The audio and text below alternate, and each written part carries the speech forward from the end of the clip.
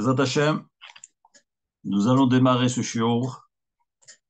Donc nous sommes Parashat Miketz, le jeudi 2 Tevet, 5784, 14 décembre 2023.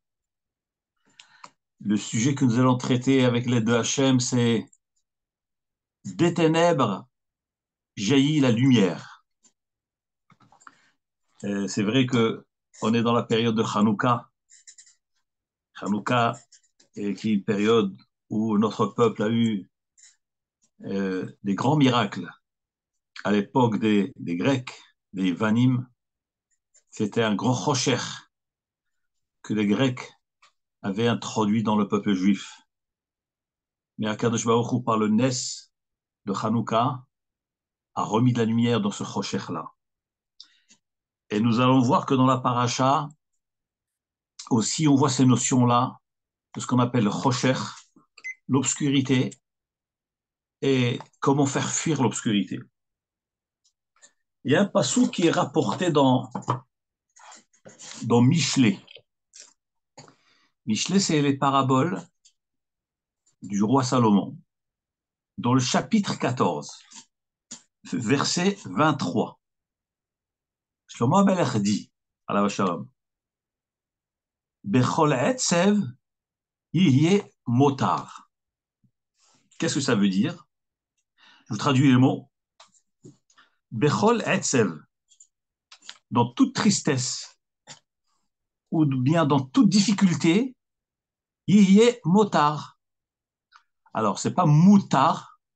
Moutar veut dire permis. Mais motar, en hébreu, motar veut dire miutar, yeterot, il y a un surplus. Donc, dans toute tristesse, dans toute difficulté, il y a motar, il y a un surplus, il y a un bénéfice.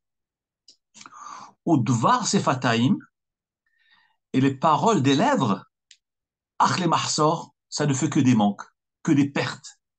Donc, il y a un gain lorsqu'il y a certaines tristesses, certaines difficultés, mais par contre, la parole de l'homme, lorsqu'un homme parle et reparle, et parlote, ach les mahsor, ça ne fait que déclencher des pertes de l'homme, des conséquences. Le Metsudat David, un commentaire sur ce verset-là, dit, que veut dire Bechol Etzev? Il dit, Bekol Davar Atzev, dans toute chose qui demande des efforts de l'homme ou triste ou difficulté. Ve'amal et fatigue, Yegiat Amlacha, ça peut être aussi dans le travail, pas forcément un problème moral ou mental, tristesse, une déprime. Ça peut être aussi un problème physique, un effort physique. Bekol Etzev. Donc nous dit le Metsudat David, Bechol Amal Vigia, dans toute fatigue et labeur du travail, Yeyel Adam Yitaron, l'homme va obtenir en fin de compte un bénéfice. Viarvir misé, il va gagner de cela. D'ailleurs, lorsqu'un homme travaille, un homme n'a pas envie de travailler, il a envie de se reposer, de dormir, faire la grasse matinée. Ben, il s'efforce, il se lève, il va travailler. Pourquoi il le fait? Parce qu'il sait qu'à la fin, il va avoir de quoi nourrir sa famille. Il va avoir une parnassa. Et ben, c'est ce qu'il dit là le Metsudat David. Dairachi aussi dit la même chose. Dans chaque melara, dans chaque travail, il y a un bénéfice. Aval devar sefataim, mais des paroles des lèvres, alors qu'est-ce qui se passe à ce moment-là? Haramelbo, celui qui perd son temps à parler sans aucun sens, ach les marsor, ça ne fait que créer des manques et des problèmes chez l'homme. Pourquoi? Parce qu'il y a marqué dans un pasouk qui berov devarim lo yihdal pesha. Plus un homme parle, plus il va fauter. Les erreurs de l'homme, les fautes de l'homme, elles vont être déclenchées à cause de sa bouche. Les guerres mondiales, toutes ces guerres ont été déclenchées par des mauvais dialogues entre les chefs d'État. Parce qu'on a dit un mot, l'autre a répliqué, etc. Donc en fin de compte, tout se déclenche à partir de la bouche. Si l'homme était muet, si on ne parlait pas, eh ben, on aurait évité combien de tsarot. Et d'ailleurs, la Mishnah de Pirkei Avot nous dit, Sieg la chokhma shitika. une barrière à la sagesse, c'est le silence. Il faut se taire. Quand on se tait, on fait une barrière à sa sagesse. À sa sagesse. Il y a un autre chacham dans la Mishnah qui dit Kol yamai guddati min hachamim. Donc Pirkei Avot aussi, il est rapporté. Un Rav dit toute ma vie, j'ai grandi parmi les chachamim. Velo matzati la guf tov, je n'ai trouvé de bien pour le corps. Le remède pour le corps est la shetika, le silence. Le silence, apprendre à se taire, apprendre à se retenir. La Gemara nous dit dans les babotes que parler a une valeur d'un zouz, mais se taire, ça a la valeur de 2 zouz. Le silence a plus de valeur que la parole. Et c'est ce que Shlomo Amelech dit. Au devar, c'est fatayim, ach le mahsor. Le fait qu'un homme ne maîtrise pas sa parole, ça ne fait que créer des manques et des problèmes. Par contre, bechol ha'etzev, lorsqu'un homme s'efforce, lorsqu'un homme travaille, lorsqu'un homme accepte ce qui lui arrive, toute tristesse, toute situation, il y est motard, eh ben, il va gagner de cela. Il y a une Gemara dans Masechet Shabbat, pardon, Masechet Brachot, Daf Lamed Amud Bet. La Gemara nous raconte que Rabbi Yirmiya était assis auprès de Rabbi Zera. Et puis, Rabbi Yirmiya était distrait. Il était très distrait. Et alors, Rabbi Zera lui dit, mais Bechol etzev yemotar. Dans toute tristesse, dans tout calme, eh ben, c'est bénéfique. Qu'est-ce que ça veut dire? Cette histoire de la Gemara dans Brachot nous parle c'est un sujet qui parle des smachot, des mariages. Tel Chacham a marié sa fille, et les Chachamim ont commencé à se distraire, et à quelque part perdre un peu le contrôle, entre guillemets. Et on voit d'ailleurs, la Gemara dit que lors d'un mariage, un des Chachamim s'est mis à commencer à se distraire, et les Chachamim ont cassé un verre de cristal, et tout le monde s'est arrêté. Ils étaient choqués de voir un verre de cristal qui est brisé. On sait que le cristal, c'est une valeur qui est chère, et les Chachamim qui ont cassé le verre ont voulu montrer par cela que là où il y a de la simcha, il faut la maîtrise de la simcha, il faut de la discrétion, il faut être calme, il faut garder cette sérénité-là. Et d'ailleurs, c'est ce que Rabbi Zera a dit à Rabbi Yirmiya. Lorsque Rabbi Yirmiya était distrait, très distrait, Rabbi Zera lui dit ce verset-là. Bechol etzev yehe motar, yehe motar. Dans toute etzev, dans toute retenue, yehe motar, ce sera bénéfique. Nous dit l'Agma, qu'est-ce qu'il a voulu lui dire par là? Il a voulu lui dire que calme-toi, calme-toi, tu es Saméach, tu es joyeux. Il faut être Saméach, mais dans le calme. Et il ne faut pas perdre son esprit et sa lucidité. Et alors Rabbi Yirmiya lui dit, mais tu sais, Rabbi Zera, moi je porte sur moi les tefilines toute la journée. Donc j'ai la crainte du ciel sur moi, et donc je ne suis pas distrait sans maîtrise, sans contrôle. Donc nous voyons de ce verset-là, de ce pasouk, Bechol etzev yehe motar, il a plusieurs interprétations. La première, c'est ce que nous venons de dire, selon l'explication de Rashi, selon l'explication de Metzodat David. Bechol etzev, dans toute difficulté, dans tout effort, si un homme accepte l'effort, et il accepte à faire l'effort, il y a un bénéfice de cela. Comme ceux qui travaillent pour leur parnassa, l'effort, l'intérêt, c'est la parnassa, il va gagner sa vie. Ainsi que toute tristesse aussi, ainsi que toute distraction, attention, bechol etzev, ne sois pas trop distrait. La distraction, c'est un manque de c'est une frivolité. Kol etzev, comme a dit Rabbi Zera, Rabbi Yirmiya, yemotar. Si tu retiens un peu d'etzev, un peu de retenue, un peu de tristesse, c'est-à-dire réduis ton excitation, yemotar, tu gagneras. Bien que Rabbi Yirmiya s'est bien défendu. Il lui a dit, mais non, t'inquiète pas, parce que moi je porte sur moi les tefilines. Je n'ai pas enlevé de moi la Yirat Hashem. Donc si je suis distrait, c'est dans la simcha et dans la mitzvah que je suis distrait. C'est pas pour du vide, c'est pas pour la futilité. Deuxième explication. Dans notre paracha, le Midrash rapporte ce pasouk-là. Regardez ce qu'il dit le pasouk. Il est rapporté dans le Midrash. Le Midrash Tanchuma, Perek Tet, chapitre 9, dit le Midrash. Sur qui il a été dit ce verset-là? Bechol etzev yehe motar. Yeh motar. Évidemment, c'est Shlomo Amelech qui l'a dit. En réalité, dedans, dans ce pasouk, nous dit le Midrash Rabbah, il s'adresse à Yosef Hatzadik. Ce pasouk s'adresse à Yosef Hatzadik. Qu'est-ce qui s'est passé avec Yosef? Eh bien, regardez ce que nous dit la paracha. Vayi miketz shenataim yamim.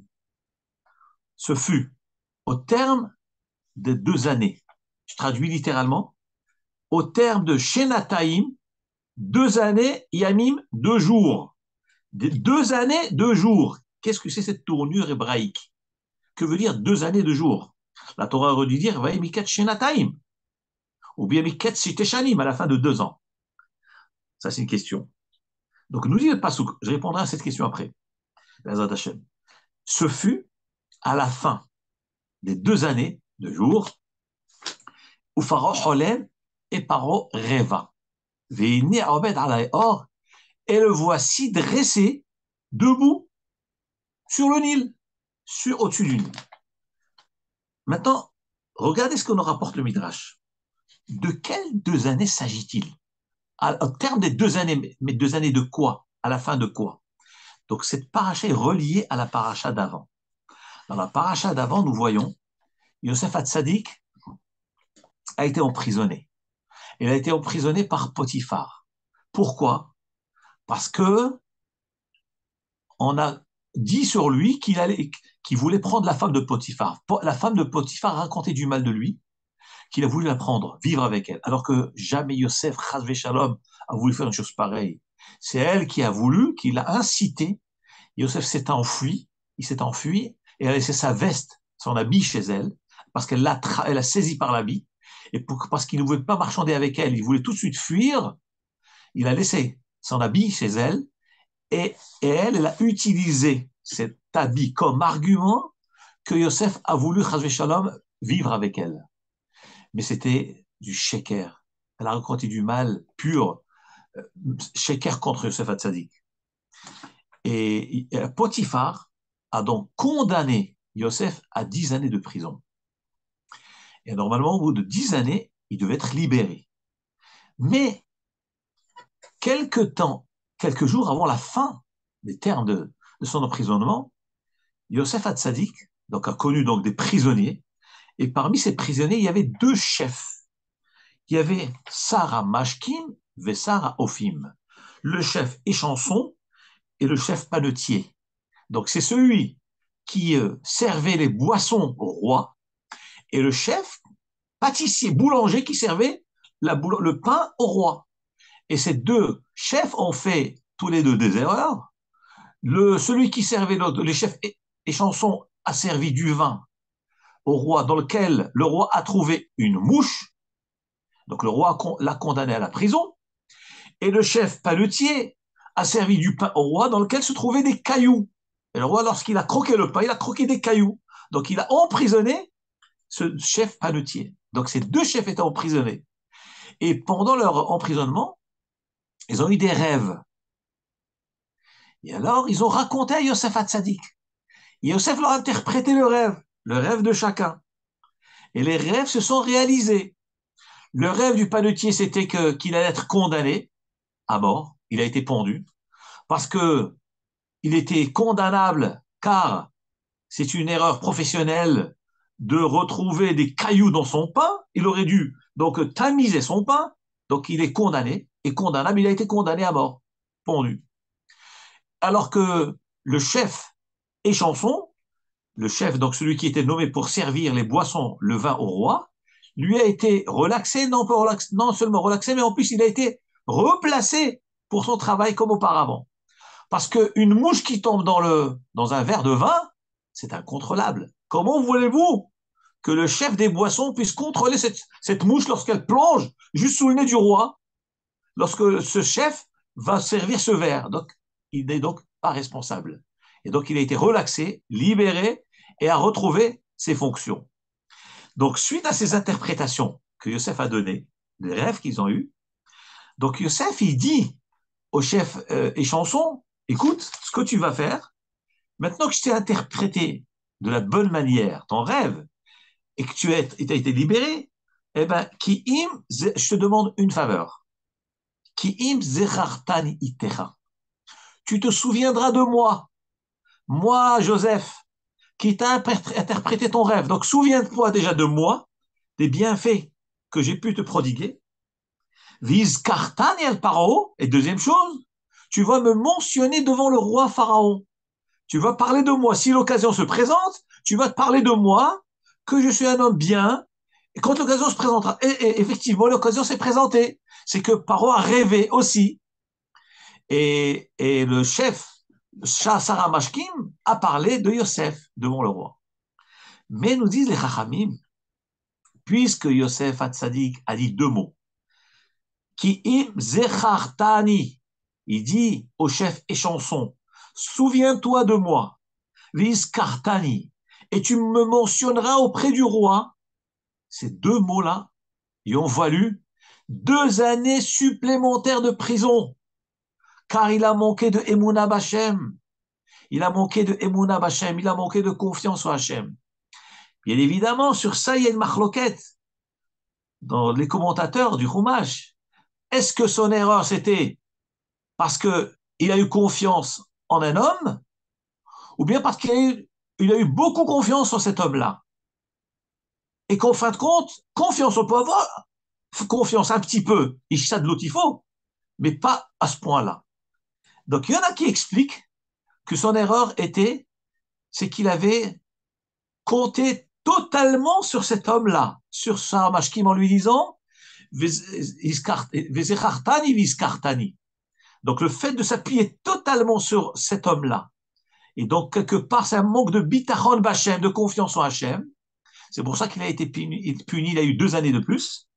Il y en a qui disent non, c'est pas parce que il a eu totalement parce qu'il a eu totalement confiance. Même une petite confiance, il ne devait pas avoir, parce que Yosef était un grand sadique, et lui, il n'avait pas droit à cette sishta de doute-là. Nous qui sommes des gens simples, nous avons le devoir de faire un effort, que la chose se fasse d'une manière discrète, pas miraculeuse. Donc nous, on va pas dire, allez, moi, j'ai confiance à Hachem à 2000%, je vais rien dire à personne, et je vais être libéré automatiquement. Ça, on n'est pas à ce niveau-là. On n'est pas à ce degré au point où Hachem va nous faire un miracle de nous libérer. C'est comme si vous dites maintenant les otages qui sont à Gaza, eh ben, eux, ils font rien, aucune shadow qui se taise, ils vont même pas supplier les ravisseurs. Ça, non, on peut pas dire ça. S'ils peuvent supplier les ravisseurs de les libérer, c'est un devoir pour eux. Donc c'est un degré dans le bitachon.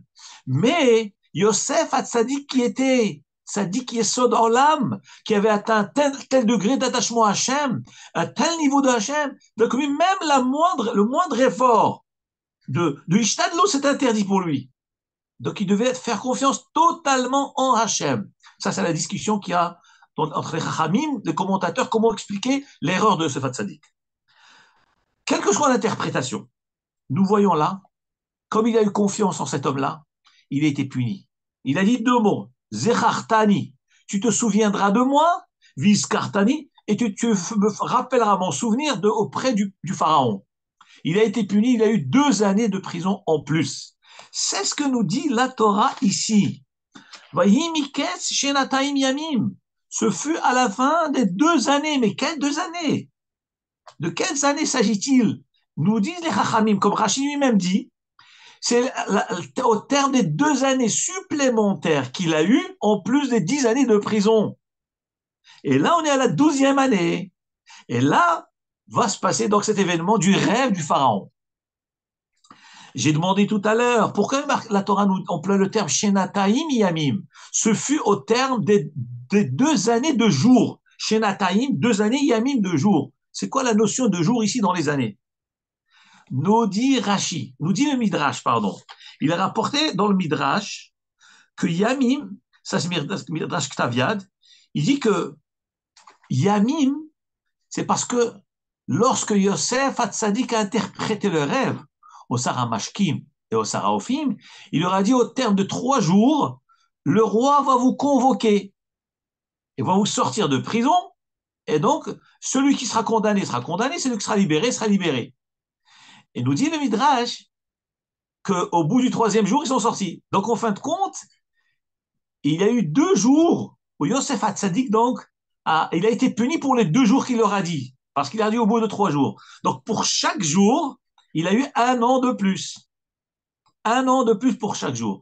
Et cette notion de punition, nous la voyons aussi dans les Meragelim. Les Meragelim, ça leur a pris 40 jours pour arriver en Eretz Israël, pour l'explorer.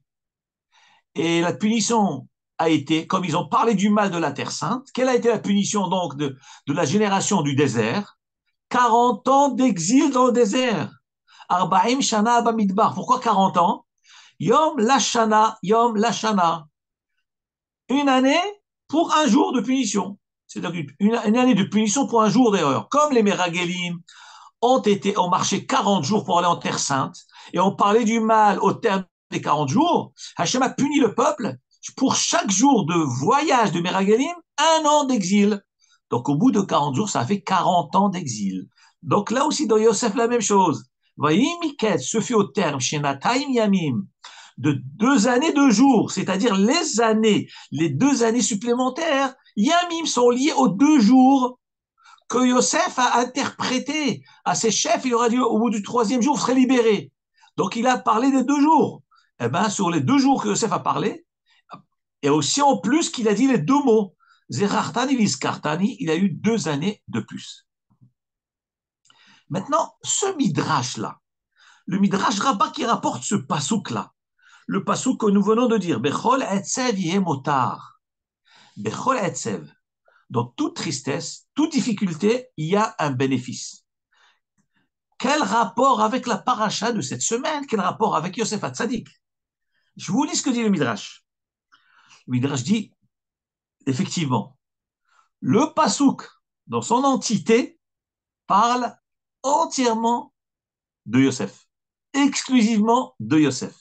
Où est-ce que nous voyons cela? La première du verset, il est dit, Bechol Etzev. Alors là, du coup, l'interprétation, c'est autre.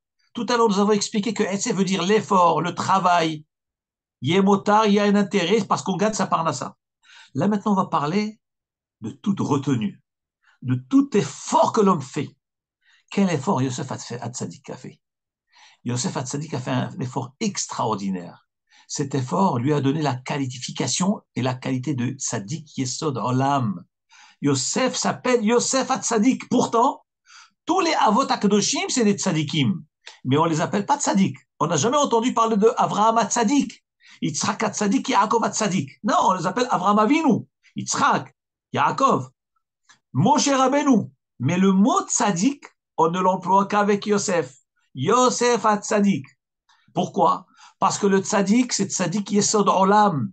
Le Tzadik qui est le fondement du monde. Et le mot Yosod veut dire pas seulement fondement, c'est lié à la sphira, la 9e sphira des 10 sphirotes de la Kabbalah qui s'appelle Yesod. Et nous savons que Yesod, cette sphira, elle est liée à la partie, comme vous savez bien, dans la Kabbalah, les 10 sphirotes, chacune des sphirotes est liée à une partie du corps. Exemple, Chesed est lié au bras droit. Gevura lié au bras gauche. Tiferet, c'est lié à cette partie du corps. Hod, Yesod, c'est les 2 jambes. Et Yesod, c'est quoi? Netzach et Hod, c'est les jambes. Yesod, c'est quoi? C'est le Brit Mila. Le Brit Mila. Le Brit sacré. Et Tzadik, pourquoi il s'appelle Tzadik? C'est parce qu'il Yesod Olam, c'est le fondement du monde. Et le mot fondement veut dire, c'est lié à ce membre du corps, qui est un membre sacré dans le peuple juif. Yesod qui est le Brit Kodesh, Brit Kodesh, sur lequel les Chachamim nous disent que le Shem Hashem est inscrit dessus. Brit Kodesh, le nom de Hashem est gravé sur le Brit Mila. Lorsqu'on fait la circoncision à un enfant, le nom de Hashem est gravé dessus. Et lorsque Chas v'Shalom un homme faute, Chas v'Shalom lorsqu'il faute, eh bien le nom de Hashem est effacé. Et lorsque cet homme monte là-haut, on vérifie. Et on dit, tiens, mais il n'y a pas le nom de Hashem. Alors, tu n'es pas juif alors? Tu n'es pas juif? Tu n'as pas le nom d'Hachem? C'est quelque chose de terrible. Quelque chose de terrible. Et d'ailleurs, le Midrash nous dit, dans Parashat Vayera avec Avraham Avinu, que vous vous rappelez ce qu'Avraham Avinu a fait la circoncision? Il était assis à l'entrée de la tente, à la chaleur du jour. Et Rachid dit, qu'est-ce qu'il faisait à l'entrée de la tente après une circoncision? Sa propre circoncision, il attendait des invités, comme ça dit Rachid. pour les faire rentrer chez eux. Mais nous dit le Midrash quelque chose d'extraordinaire, comme il est rapporté aussi dans Zohar Kadosh. Vaïra El Avashem Beloné Mamre. Akadosh Baruch s'est révélé à Abraham, à Eloné Mamre. Viu Yosef Petah Oel. Donc c'était suite à la mitzvah de Mila. Donc par la Kdusha qu'Abraham Avinu a atteint, par la mitzvah de Mila qu'il a fait à lui-même, aidé par Hachem, comme il est marqué dans le pasuk Vecharot Imo Aberit. Et Hachem a coupé avec lui le bérit. De là, nos chachamim disent que veut dire Karot Imo, il a coupé avec lui. C'est-à-dire qu'Abraham Avinu et Hachem, tous les deux, avec la main des deux, ils ont circoncis Abraham Avinu. Donc Abraham Avinu s'est circoncis lui-même en étant tenu par la main de Hachem. Et c'est ce que nous disons d'ailleurs dans le Vaïvarer David ce matin dans la prière. Nous avons dit Vecharot Imo Haberit. Hachem a fait avec lui l'alliance de lui donner la terre d'Israël. Mais les Chachamim disent que Karot Imo, ça veut dire aussi la circoncision. Qu'Hachem, il lui a fait Karot Imo, il a coupé avec lui. C'est-à-dire qu'ils étaient à deux à la circoncision. Donc Hachem et Abraham Avinu lui-même, ils ont tenu tous les deux et Abraham a coupé. Et nous dit la Torah dans le Midrash de Parashat Vayera, Vihu Yoshev, Abraham Avinu, après cet acte extraordinaire qui est la circoncision aidé par Hachem, il était assis, Petach Ohel, à l'entrée de la tente. Nous dit le Midrash, vous savez qu'est-ce que c'est la tente? C'est l'entrée du Gehinam. L'entrée du Gehinam, qu'Avraham Avinu est assis à l'entrée du Gehinam, Kechomayom, à la chaleur du jour. Que veut dire la chaleur du jour? Le sens simple, nous dit Rashi, c'est qu'Akadosh Baruch Hu a fait sortir le soleil de son étui afin de faire chauffer le monde pour que les gens ne passent pas, qu'il n'y ait pas de passants et qu'ils ne viennent pas déranger Avraham Avinu, qui lui voulait les inviter. Mais Hachem ne voulait pas le déranger. Hachem a fait chauffer le monde. Hachem a fait sortir le soleil de son étui, de cette couche d'ozone. Il l'a fait sortir, il l'a rapproché de la terre. Et donc les gens ne pouvaient plus sortir dans la rue pour ne pas déranger le tzaddik. Mais nous dit le Midrash, que veut dire Chomayom? Le côté caché de cette chaleur, c'est le Gehinam. Avraham Avinu Yoshev Petach Ohel, assis à l'entrée de la tente, que Chomayom, à la chaleur du jour, à la chaleur du Gehinam. Et qu'est-ce qu'il fait? Lire Otimier Over Vacha, faut voir ceux qui passent et qui sortent et qui rentrent. Qui c'est? Tout celui qui vient au Gehinam, il vérifie. Il a le Brit Mila? Non, tu rentres pas au Gehinam, toi.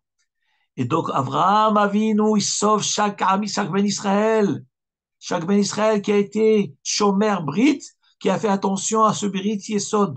Olam, ça dit Yesod Olam, il le sauve du Gehinam, Bisrout la mitzvah de Mila. Même si cet homme, il a trébuché dans d'autres avérotes, mais tant qu'il n'a pas touché cette mitzvah, cette chose-là qui est, Shalom, Brit Kodesh, de ne pas effacer le Shem Hashem, eh bien, Avraham Avinu, il est assis pour le sauver. Revenons à notre Inyan. Qu'est-ce qu'on disait? Bechol etzev yemotar. Nous dit la Torah, nous dit Shlomo Melech, dans toute tristesse, dans tous efforts, il y a un intérêt. L'effort, c'est qui? C'est l'effort de Yosef Hatzadik. Lorsque la femme de Potiphar l'a incité, il s'est sauvé, il est rentré en prison pour ne pas fauter. S'il avait fauté, elle l'aurait laissé tranquille, il n'aurait pas risqué. Il a pris toute cette sarre, toutes ces souffrances, pourquoi? Pour ne pas fauter avec la femme de Potiphar. Bechol etzev. Il y a un motard, il y a un bénéfice à la fin. Quel bénéfice? Nous dit le Midrash, eh ben, il a fini par se marier avec sa fille de Madame Potiphar. La fille de Madame Potiphar. Qui c'est sa fille? Comment elle s'appelle? Comment s'appelle la femme de Yosef Hatzadik? Elle s'appelle Osnat, Bat Potiphera. Elle s'appelle Osnat. Et c'était la fille de la femme de Potiphar. Venons voir un peu qui c'est cette fille-là. Le Midrash, dans Pirkei de Rabbi Eliezer, nous raconte son histoire. Osnat n'est rien d'autre que la nièce de Yosef Hatzadik. C'est sa nièce. Il ne le savait pas, mais c'était sa nièce. Où est-ce que nous voyons cela? Dina, c'est la sœur de Yosef. Dina a été prise par Shechem ben Hamor. Elle a été forcée donc par Shechem, fils de Hamor, et elle est tombée enceinte. Évidemment, on sait très bien l'histoire. Après, Shimon et Lévi ont dit à la ville de Shechem ben Hamor, écoutez, vous voulez vous la garder, vous marier avec elle, à condition que toute la ville se circoncis. Eh bien, toute la ville s'est circoncis, parce que Shechem voulait garder Dina comme femme, et au bout du 3e jour, tous les habitants de la ville étaient très fatigués, très malades de la circoncision, Shimon et Lévi sont rentrés en tuer toute la ville. Ils ont massacré toute la ville, il ne restait plus personne. Ça, c'était l'histoire. Évidemment, c'était un Hasson. D'ailleurs, c'est pour ça qu'elle s'appelle Hasson, Osnat. Osnat, parce qu'il y a eu le drame qui a été déclenché, que les Shimon et Lévi ont mis en danger. Ils ont mis en danger Yaakov et ses enfants, toute la famille, parce que tous les pays des alentours ont dit, tiens, quelle lâcheté, comment ses frères ont massacré toute la ville de Shechem alors qu'ils étaient tous malades au troisième jour de la circoncision. Donc ça s'appelle Hasson. Et c'est pour ça que cette fille l'ont appelée Osnat. Donc Dina, de cette relation-là avec Shechem, a eu une petite fille qui s'appelle Osnat. Et les frères ont voulu tuer cette fille parce que c'était une honte pour eux. C'était une humiliation parce qu'on va dire les Shvatim, les enfants de Yaakov Avinu, Chas Shalom, il y a des mélanges avec les Goïm, etc. Alors qu'est-ce que Yaakov a fait? Et quand il a eu peur pour cette fille-là, sa petite fille, qui est la fille de Dina, il a pris un tzitz, une plaque en or, il a gravé dessus le nom Kadosh, un nom d'un nom Kadosh, un nom saint de Malach. Et il lui a accroché autour de son cou. Alors on nous dit le Pirkei de Rabbi Eliezer, il a renvoyé sa petite fille de la maison. Et comme Hachem connaît tout, il sait tout, il prévoit tout, Hachem a envoyé le Malach Michael, qui est le défenseur du peuple juif. Il a récupéré cette jeune fille, Osnat. Il l'a récupéré, il l'a amené, il l'a accompagné jusqu'en Égypte. Jusqu'en Égypte. Il l'a amené chez Potiphar. Et on sait que la femme de Potiphar n'avait pas d'enfant. Donc la femme de Potiphar n'avait pas d'enfant. Elle l'a adoptée. Elle a adopté cette jeune fille. Elle l'a fait grandir chez elle. Donc en fin de compte, normalement, du ciel, c'était prévu que de cette famille devaient sortir des enfants, puisque Yosef Hatzadik a eu Ménaché et Ephraïm. Mais la femme de Potiphar, elle a voulu, elle pensait que c'était avec elle. Mais Yosef, Minashamayim Hashem, n'a pas voulu qu'une chose pareille se fasse chas v'shalom, puisque la femme de Potiphar était mariée, elle avait un mari. Et en fin de compte, Yosef Hatzadik s'est marié avec la fille de Madame Potiphar, sa fille adoptive. Et c'est ce qu'on nous dit, Shlomo HaMelech Beruach HaKodesh. Shlomo HaMelech écrit dans Michelet. Qu'est-ce qu'il dit? Il dit dans ce pasuk, Bechol etzev yeh motar.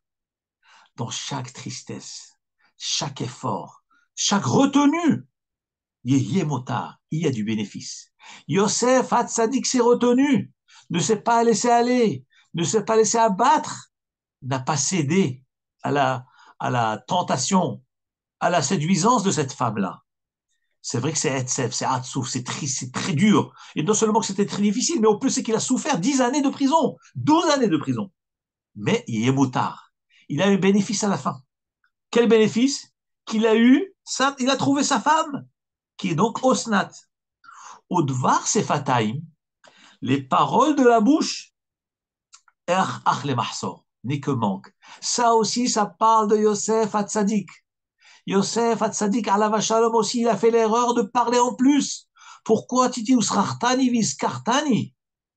Le même Yosef, on lui dit, autant t'es tzaddik, parce que tu t'es retenu, Hakadosh Baruch Hu t'a récompensé, autant ça fait l'erreur de parler les deux mots que tu as dit en plus, ach les mahsor, eh ben ça t'a causé un tort, tu as eu 2 années de prison en plus.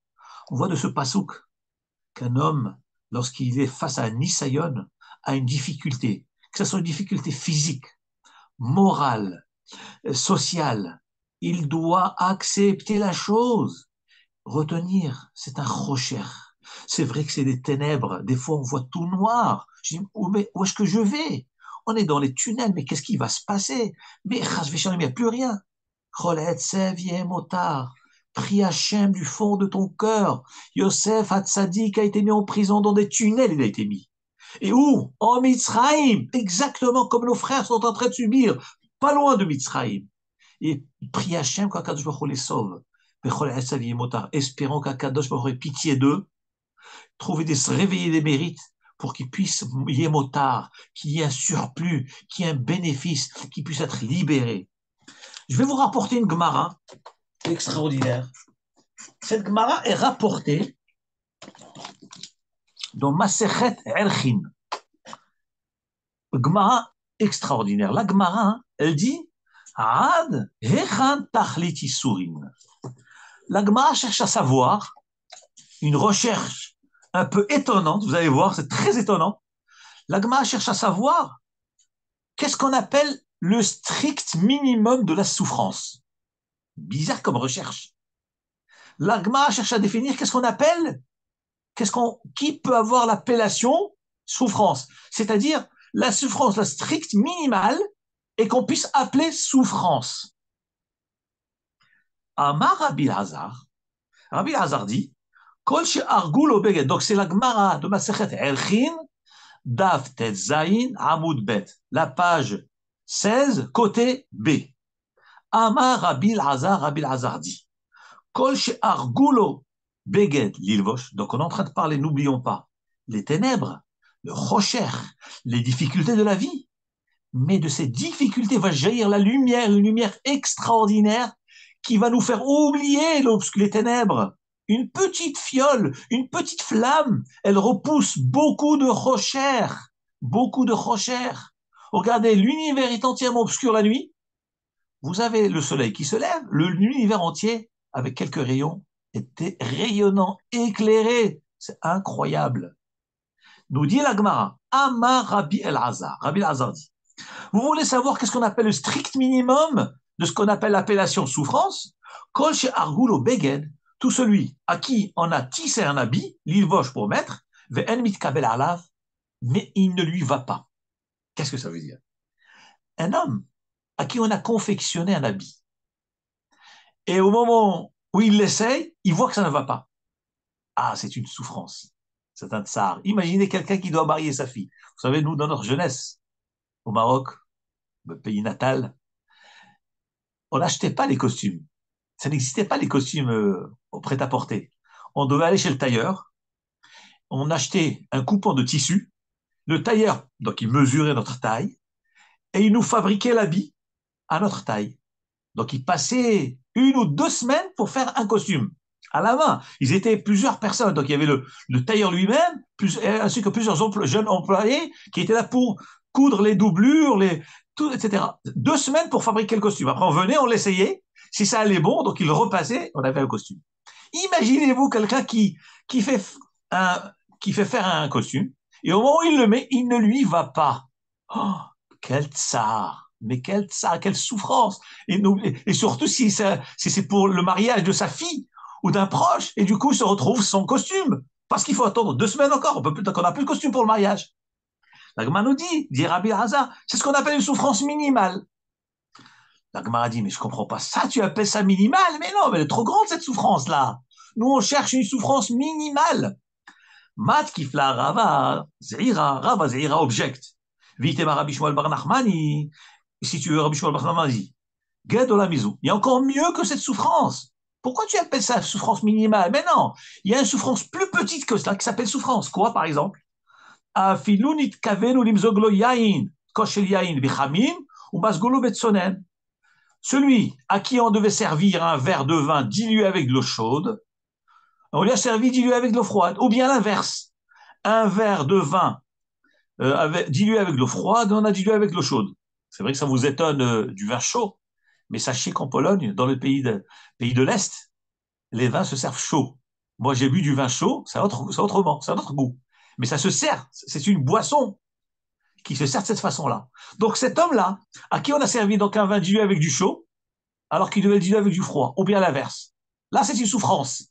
Et la Gemara dit, donc tu vois, c'est une souffrance qui est moins que l'histoire du costume qui ne va pas, mais elle s'appelle souffrance, puisque la Gemara elle-même, elle atteste que ça s'appelle souffrance.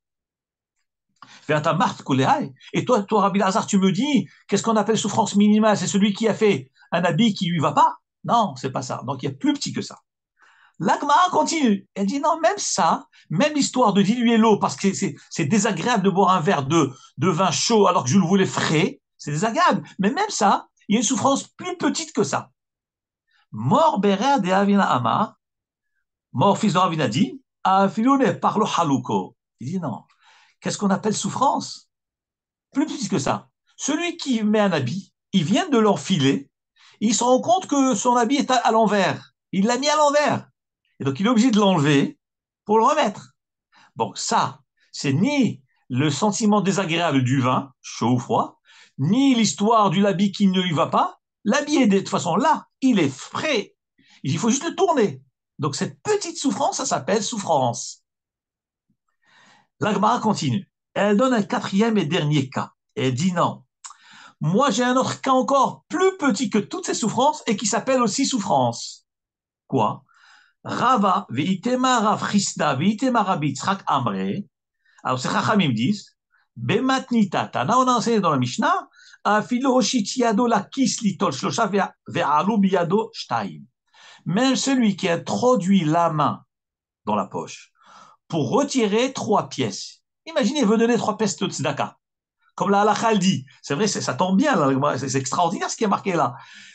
Moi, je parie que le Harizal, s'il lisait cette Gemara, peut-être il dirait, ah, on comprend bien pourquoi on parle de 3 et pas de 4. Parce qu'il y a une mitzvah dans la tzedaka, al pikabal, de donner 3 pièces chaque fois. Et la Gemara, elle prend justement le cas de 3 pièces. Elle dit celui qui rentre la main pour sortir 3 pièces, et il n'en sort que 2.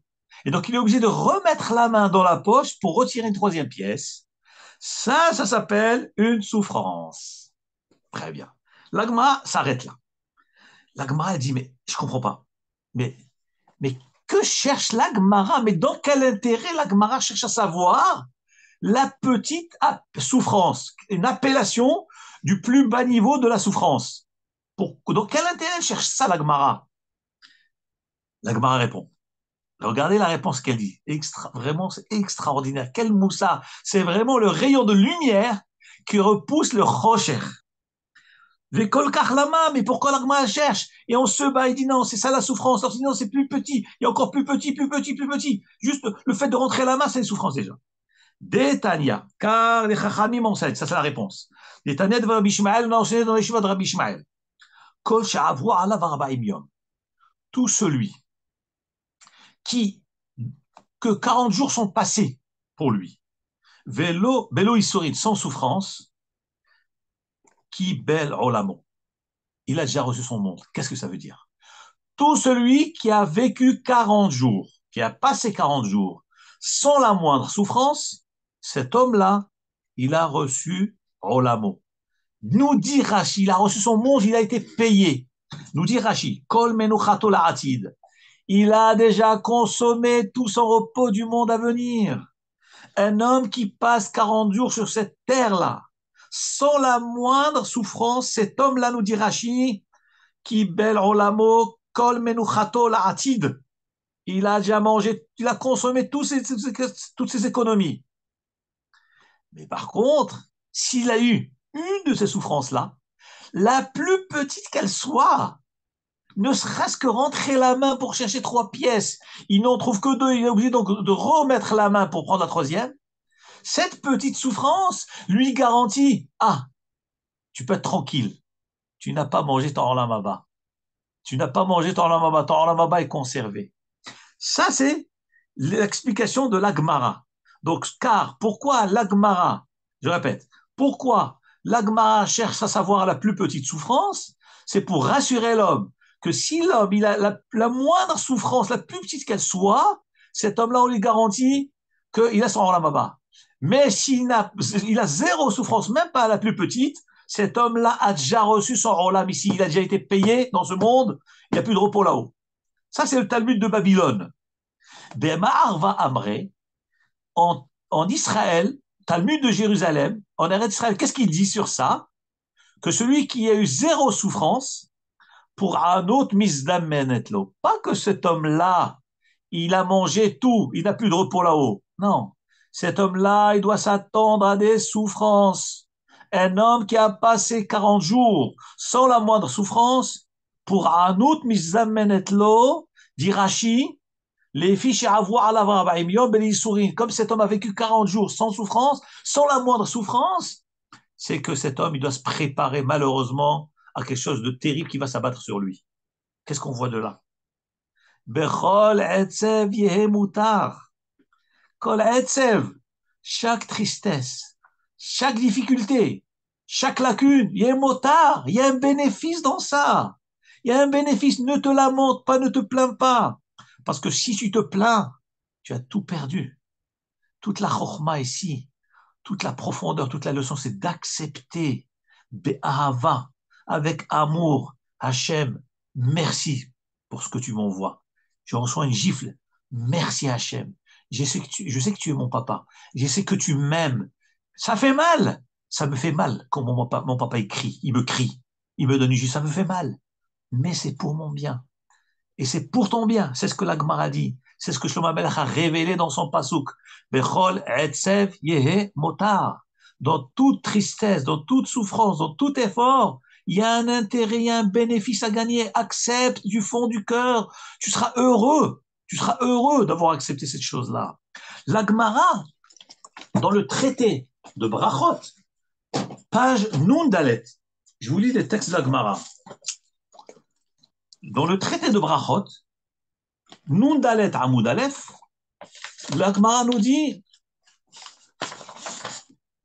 Hayav Adam, un homme a l'obligation, les varech al hara'a, de bénir Hachem pour le mal qu'il reçoit, Keshem Shem varech al tova, comme il a l'obligation de le bénir pour le bien qu'il reçoit. Exemple, la Mishnah nous dit, donc dans Nun Dalet Amoud Aleph, page 54, côté A, Masechet Brachot, la Mishnah nous dit, Barminan, un homme qui perd un proche, il doit dire Baruch Dayan Emet, béni celui qui est le vrai juge. Celui qui reçoit un héritage, il dit Baruch Atov Metiv ou Baruch Shechianu Vikimanu. Donc pour les bonnes nouvelles, on dit Baruch Atov. Et on bénit Hachem pour les bonnes nouvelles, Atov Metiv. Et pour le mal, aussi on bénit Hachem, merci Hachem. Comme si on dit celui qui reçoit un cadeau, il dit merci. Et celui qui reçoit une gifle, il dit aussi merci. Nous dit la Gemara, mais nous apprenons ce principe-là que quand tu reçois une gifle, tu dois dire merci, pas seulement merci, merci beaucoup. Quoi? Mais elle m'a fait mal. Mais il m'a fait mal avec sa gifle. Eh bien, regardez ce que la Gemara nous dit. Chez Nehema, car il est dit, Ve'ahavta et Adonai Elohecha. Vous voyez ce passouk, nous le connaissons tous. C'est le premier verset du schéma Israël. Qu'est-ce que nous disons dans le schéma? Ve'ahavta et Adonai Elohecha. Tu aimeras Hachem ton Dieu. Bechol levavecha, de tout ton cœur. Uvchol nafshecha, et de tout ton âme, tout ton cœur. Uvchol nafshecha, de tout ton âme. Uvchol meodecha, de tous tes biens. Nous dit la Gemara. Bechol levavecha, que veut dire tu aimeras Hachem de tout ton cœur? Là, il fallait dire bechol li becha, par tout ton cœur. Pourquoi marquer levavecha avec deux bêtes? Levavecha. La Gemara dit. Pourquoi deux bêtes? C'est pour nous enseigner Bishne Yetzarecha. Par tes deux penchants, Yetzeratov ou Yetzerara. Tu dois servir, aimer Hachem du bon penchant ou du mauvais penchant. C'est-à-dire, tu dois servir Hachem, qu'il te plaise ou qu'il te plaise pas, tu dois le servir quand même. Ah, t'as pas envie? Non, j'ai envie de dormir, j'ai pas envie d'aller à la prière, j'ai pas envie de mettre le tefillin, j'ai pas envie de garder Shabbat.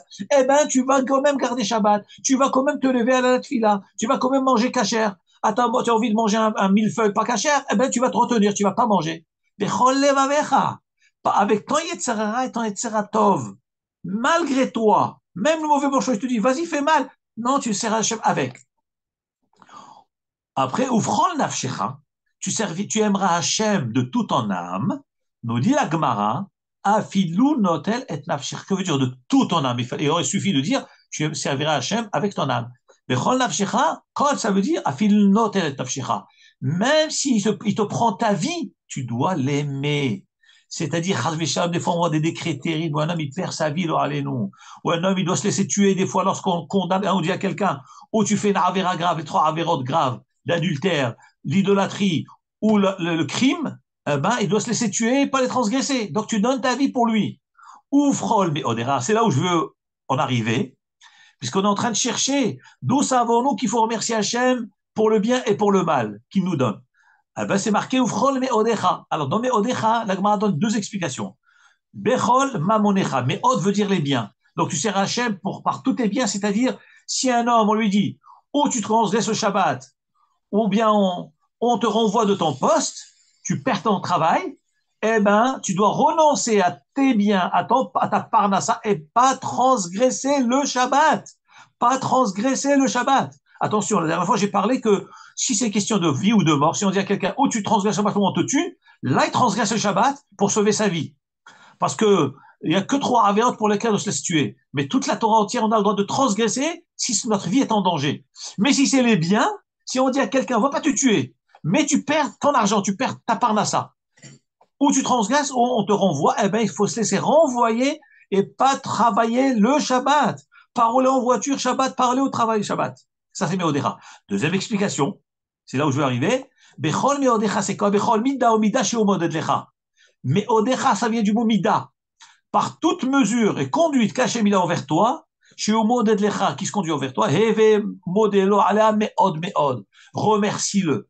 Nous dit donc la Mishnah dans Brachot, de ce mot, Vchol Meodecha, j'apprends qu'un homme doit bénir Hachem, remercier Hachem, même pour le mal qu'il reçoit. Même pour le mal qu'il reçoit, il doit dire merci Hachem. Pourquoi? Parce qu'il est marqué dans le Passouk, Bechol Mida Mida. Toute conduite qu'Hachem a envers toi, tu dois remercier. Mais mettre le fond de la chose, c'est quoi? En réalité, je termine avec cela. C'est que le mal que nous voyons en tant que mal, en réalité, c'est avec des yeux humains que nous voyons mal. Mais Akadosh Baruch Hu Yodea Ta'alumot.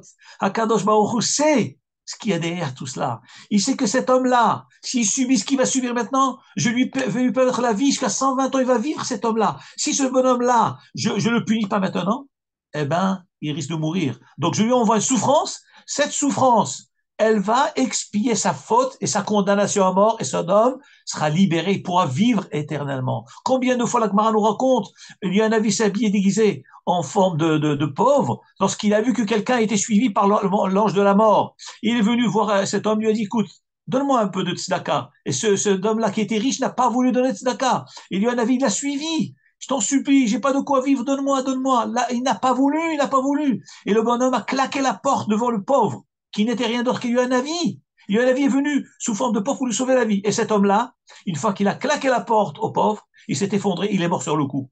C'est que lui, un avis voulait lui sauver la vie. Mais le bonhomme n'a pas saisi l'opportunité. Donc on voit de là. Tout ce qu'Hachem nous envoie, il faut l'accepter avec amour. Et que tout est motard.